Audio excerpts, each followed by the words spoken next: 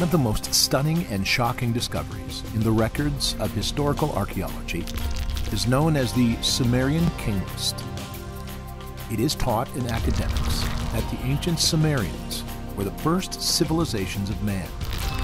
But what is not commonly taught is that this ancient culture created a set of documents set in clay tablets archiving a known history of early Earth. Several prisms of clay tablets have been deciphered, revealing the secret that has shaken the foundations of our knowledge of early Earth. These clay tablets, known as the Sumerian King's List, have been dated to 2100 before Christ, which is over 4,000 years ago. But the real shock to these treasures is not the age of the very sophisticated writing, but the content of that writing. Among other things, the King's List is a list of kings, but divided in two. There are the King's List that ruled before the global flood, and there are the King's List that ruled after the global flood.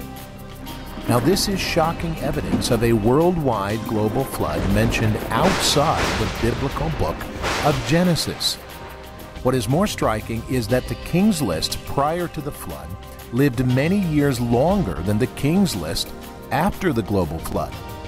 This is consistent with the book of Genesis. But what is perhaps even more revealing in this way, which the Sumerian King's List describes, is the global flood of Genesis itself. It has been translated this way, quote, "After the flood swept over the earth, when the kingship again was lowered from heaven." Here it is in the Sumerian King's List, a record retrieved from the first post-flood civilization documenting the actual history that took place on Earth and backing up the Genesis record.